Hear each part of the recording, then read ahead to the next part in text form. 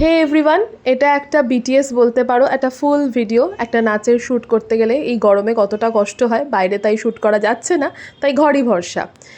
এই সুন্দরভাবে ব্ল্যাক কার্টেনটা আমার কেনা এই পারপাসেই, ব্যাপারটাকে শ্যুট করার জন্য একটু ডেকোরেট করে নিচ্ছিলাম। ঘড়িতে তখন বাজে মোটামুটি রাত 9টা।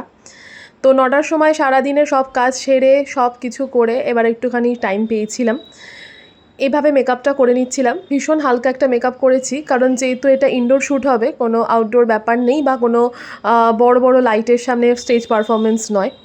তো একটা সামান্য শাড়ি পরে নিচ্ছিলাম, এটা আমার শাশুড়ি মায়ের শাড়ি। আর এটা আমি সুন্দরভাবে পরছিলাম এই কারণেই, কারণ এটা নববর্ষ স্পেশাল।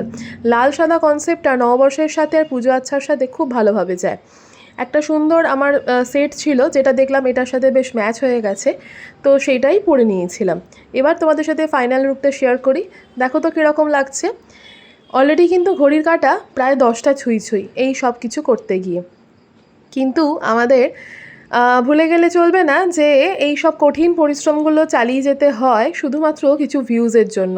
এটা অ্যাকচুয়ালি ভালোবাসা, জানো তো। অনেক গরম কষ্ট সব কিছু ঝড় ঝঞ্ঝা উপেক্ষা করে এই ব্যাপারটাকে জিয়ে রাখা সবার দ্বারা হয়তো পসিবল হয় না, কিন্তু যে কজন জিয়ে রাখতে পারে তারা হয়তো তাদের ভালোবাসা আছে বলেই জিয়ে রাখতে পারে। এই যে আমার পুরো লুকটা আমি শেয়ার করছিলাম তোমাদের সাথে, ভীষণ সুন্দরভাবে ব্যাপারটাকে গুছিয়েছিলাম। আমার নিজেরও প্রথমে মনে হচ্ছিলো যে চুলটা এইভাবেই দিই, আর তারপরে এই শ্যুটটা আমার শাশুড়ি মা করে দিয়েছে। ভাবো তো কী এনার্জি একটা মানুষের, সারা দিন সংসারে সব কিছু করার পর এই এত ন্যাকামও সহ্য করে আমার। যাকগে, কেমন লাগলো জানিও।